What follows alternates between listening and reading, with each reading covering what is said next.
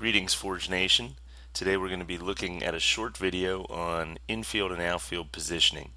Forge players, if you're tired of hearing your coaches tell you, hey, move in, move over, move back, then this video is for you. It's going to show you exactly where we want you to set up in certain situations. Let's take a look at the infield first.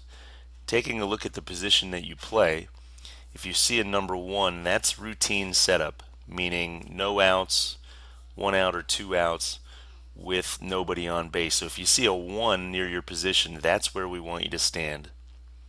A 2 is for double play depth, meaning that there's a potential double play on the field. And you'll notice middle infielders will pinch towards the bag more. Third baseman's going to come in a couple steps. First baseman will also come in on a couple steps too, even though the number's not there. 3 is when we want to play halfway, which is an advanced concept we'll talk about another time. And 4 is where we're going to play when we go infield in, meaning we want to cut down a run at home plate.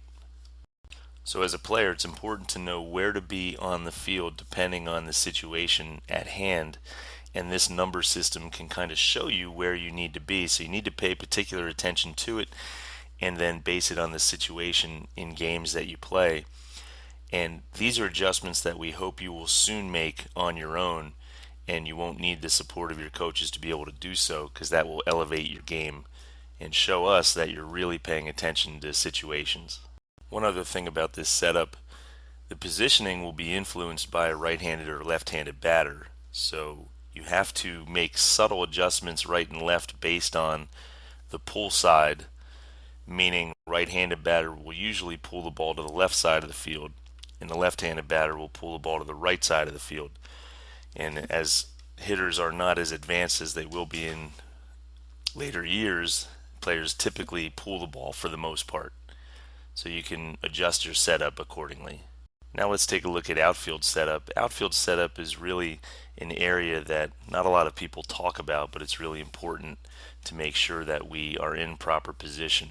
Center fielder is usually slightly left or right of the second base bag, depending on the right-handed or left-handed pitcher. But the outfielders themselves, the corner outfielders, need to really utilize the base paths as a guiding tool. We don't want our outfielders tight to the line. More balls are hit to the middle of the field.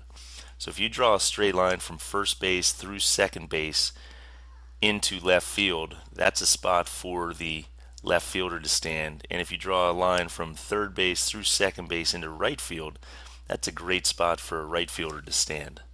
Just like with infielders, outfielders also have to make subtle adjustments based on right-handed or left-handed batters.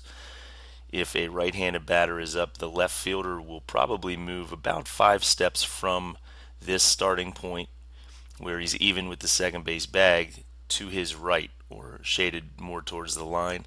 And the right fielder with a left-handed batter will do the same. When the batter is on the pull side, you move a little bit shaded in towards the line, but we're not going to hug the line. We're going to still stay somewhere in the gaps. One other thing to note, outfielders should stand about 20 to 30 feet in front of the fence that is behind them as a standard starting spot, and then they can make adjustments according to type of hitter. Here's one more shot of a right fielder. Looks like a Yankee Stadium left-handed batter up, and he's actually playing in standard setup where he's even with the third and second base bag. So this hitter must utilize a little more of the middle of the field. And these are the types of areas we want to be able to defend as well. So now you've seen it, let's make sure we carry this out to the field so that we can be properly positioned at all times and focused on our job at hand.